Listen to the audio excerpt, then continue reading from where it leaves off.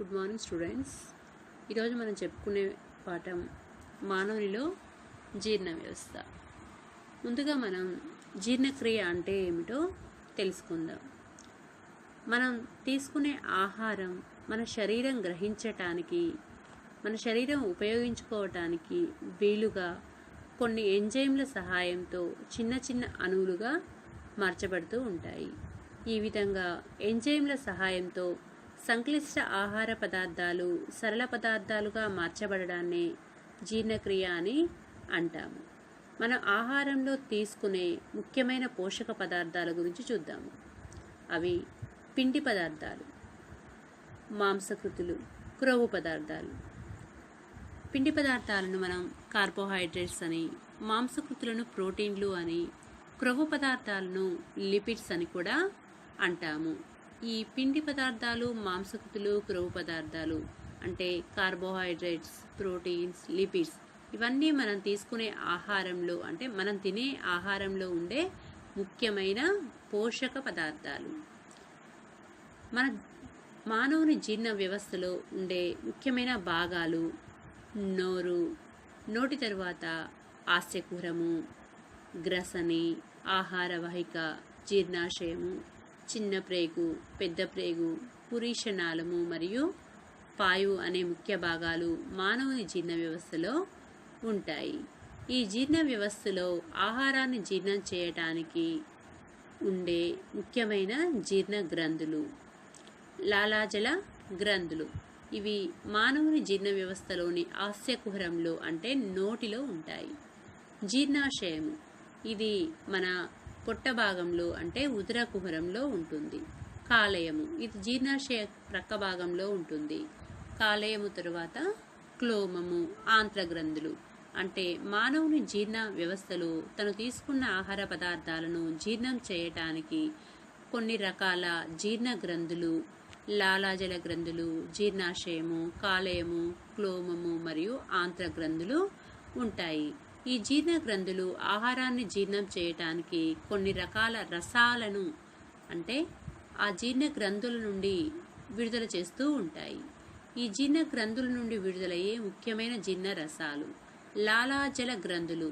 దీని నుండి విడుదలయ్యే జీర్ణ రసాన్ని లాలాజల రసం అని కూడా అనవచ్చు. ఈ లాలాజల రసంలో టయాలిన్ అనే ముఖ్యమైన ఎంజైమ్ ఉంటుంది. జీర్ణాశయము, జీర్ణాశయం విడుదల చేసే జీర్ణరసం పేరు జఠర రసము. ఈ జఠర రసంలో పెప్సిన్ అనే ఎంజైమ్ ఉంటుంది. కాలేయము, కాలేయం విడుదల చేసే జీర్ణరసాన్ని పైత్యరసం అని అంటాము.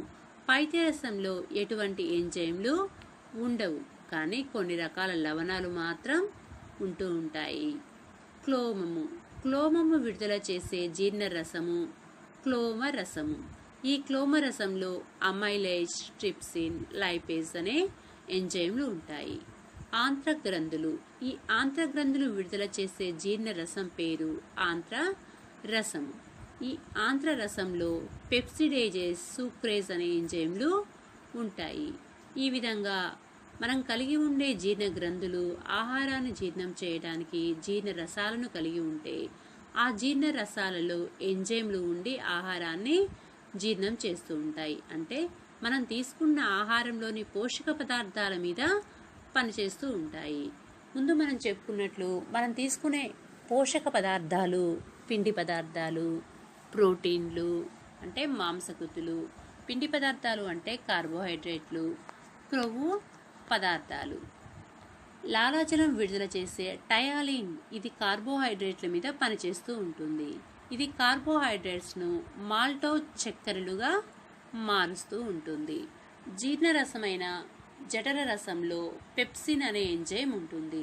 ఇది మనం తీసుకున్న మాంసకృతులు అంటే ప్రోటీన్లను జీర్ణం చేస్తూ ఉంటుంది. ఈ ప్రోటీన్లు పెప్టోన్లుగా మార్చబడుతూ ఉంటాయి. అమైలేజ్, అమైలేజ్ ఎంజైము కార్బోహైడ్రేట్స్ మీద పనిచేసి మాల్టోజ్ చక్కెరలుగా మారుస్తుంది. పైత్య రసము ఇది క్రొవ్వుల ఎమల్సీకరణలో సహాయపడుతూ ఉంటుంది.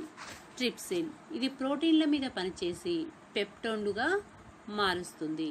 లైపేజ్. ఇది క్రొవ్వులను క్రొవ్వు ఆమ్లాలుగా గ్లిసరాల్గా మార్చివేస్తుంది.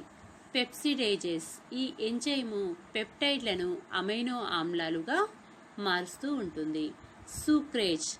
ఇది సూక్రోజ్ను గ్లూకోజ్గా మార్పు చెందిస్తుంది. ఇవన్నీ కేవలం మనం జీర్ణ వ్యవస్థలో ప్రాథమికంగా నేర్చుకున్న ముఖ్యమైన అంశాలు. ఈ పాఠ్యభాగానికి సంబంధించిన కొన్ని ముఖ్యమైన ప్రశ్నలు. జీర్ణక్రియ అంటే ఏమిటి? మనం తీసుకునే ఆహారంలో ఉండే పోషక పదార్థాలు ఏవి?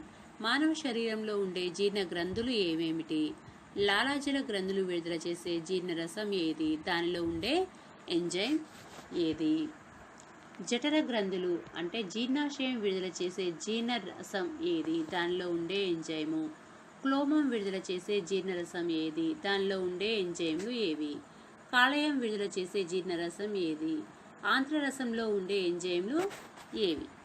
కార్బోహైడ్రేట్ల మీద పనిచేసే ఎంజైమ్లు ఏవి? ప్రోటీన్ల మీద పనిచేసే ఎంజైమ్లు ఏమిటి? క్రొవ్వు పదార్థాల మీద పనిచేసే ఎంజైమ్లు ఏవి? ఎంజైమ్లు లేని జీర్ణరసం ఏది? క్రొవ్వుల ఎమల్సీకరణలో తోడ్పడే జీర్ణరసం ఏది? ఇవన్నీ ఈ భాగానికి సంబంధించిన ముఖ్యమైన ప్రశ్నలు.